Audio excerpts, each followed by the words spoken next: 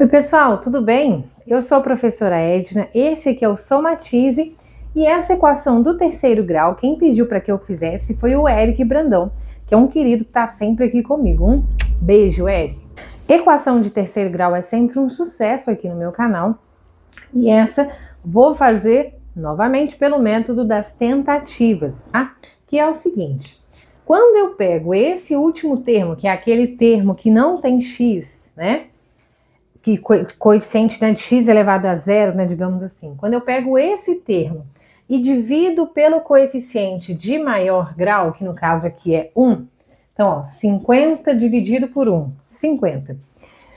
Quando eu faço essa divisão, os divisores dessa resposta são as possíveis respostas inteiras para essa equação, tá?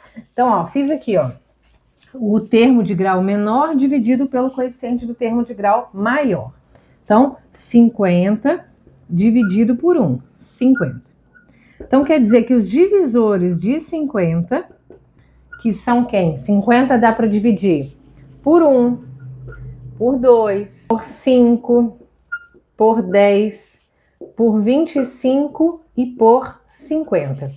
Isso pensando nos positivos e nos negativos. Então, é mais ou menos isso aqui tudo. Ou positivo ou negativo. Então, aqui a gente tem 1, 2, 3, 4, 5, 6, 12 respostas, contando o positivo e o negativo. 12 respostas inteiras possíveis para essa equação. A gente poderia testar todas. Lembrando que uma equação de terceiro grau tem até 3 respostas, tá? E no caso... Até 3 respostas, vamos colocar assim, reais, porque elas podem ser complexas, né? Nesse caso aqui, poderia ser 2 complexas e 1 real, ou as 3 reais. Só que não necessariamente as 3 respostas são números inteiros, isso tem que ficar claro. Então, eu posso até testar todos os números, mas talvez já vai dar certo com apenas um, porque os outros 2 são números que não são inteiros, tá? Podem ser outros números racionais, irracionais, enfim. Então, o que eu vou fazer? Eu vou testar... Eu vou achar uma dessas respostas. A partir de uma resposta, eu vou abaixar o grau da minha equação, ou seja, eu vou transformar ela numa equação de segundo grau com o dispositivo de Brio-Ruffini, porque aí eu acho as duas restantes, as duas últimas raízes. Fica mais fácil, tá? Então, por exemplo, se eu testar com o número 1, normalmente a gente sempre começa pelo número 1, tá? Vou testar se o número 1 é raiz. Então, eu vou substituir o número 1 no lugar do x e eu tenho que encontrar 0 igual a 0, tá? Uma verdade matemática. Então, substituindo o número 1 aqui na nossa equação. Então, eu vou ter 1 ao cubo menos 6 vezes 1 ao quadrado menos 45 vezes 1 mais 50 é igual a 0. Então, nós temos aqui, ó, 1 ao quadrado é 1 vezes menos 6, menos 45 vezes 1 é menos 45 e mais 50 igual a 0. Então, olha aqui, ó, menos 6 menos 45 dá menos 51. 1 mais 50 dá 51.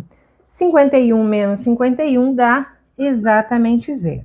Então, eu achei, o primeiro número que eu tentei já deu certo. Então, significa que o número 1 é raiz, tá? O número 1 é uma das raízes, tá? Vamos usar o dispositivo de Brio-Ruffini para baixar o grau, uma vez que eu já sei que 1 é raiz. Como que a gente faz isso? Eu vou utilizar os coeficientes da equação, então 1 menos 6 menos 45 e 50, e vou usar a raiz que eu tenho, que é no caso 1, tá? Bom, abaixamos o primeiro termo. A partir daí, nós vamos multiplicar esse termo pela raiz e colocar a resposta aqui. 1 vezes 1 é 1. E agora nós juntamos menos 6 com 1, menos 5. Repetimos o processo. Ó, multiplicamos esse número pela raiz. Menos 5 vezes 1 é menos 5. Menos 45 com menos 5 dá menos 50. Menos 50 vezes 1 dá menos 50. 50 com menos 50 dá 0. Aqui tem que dar 0, porque nós achamos uma raiz, tá? E aí aqui, ó, é a nossa equação de grau menor. 1x² menos 5x menos 50 igual a zero. Então, ó lá, de equação de terceiro grau, ela virou equação de segundo grau, tá? Agora, eu tenho uma equação de segundo grau que eu posso resolver de várias maneiras. Eu posso usar delta, Bhaskara, né? Só que essa aqui eu vou fazer por soma e produto, tá? Eu acho que vai ficar mais fácil. Que é o seguinte, olha, o produto é C dividido por A. Aqui só tem um, né? Então vamos pegar aqui C. O produto tem que dar menos 50. E a soma é menos B sobre A. Então o A é 1, vai ficar só o menos B. Então menos o valor de B. O B está menos 5. Então quer dizer que a soma é 5. Então eu tenho que pensar em dois números que multiplicados dão 50, ou melhor, dão menos 50, sendo que a soma deles é 5. Então vamos pensar. Se o produto é negativo, é porque um deles tem que ser positivo e o outro tem que ser negativo. Se a soma é positiva, é porque o maior tem que ser positivo, né?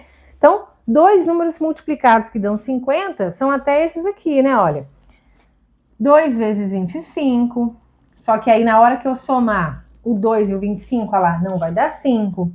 1 vezes 50, na hora que eu somar 1 com 50, não vai dar 5. E 5 e 10. 5 vezes 10 é 50, na hora que eu somar, se o 5 for negativo, aí dá 5. Olha, 5 vezes 10 é 50. Vamos pegar aqui, ó. 5 e 10. 5 vezes 10 dá 50.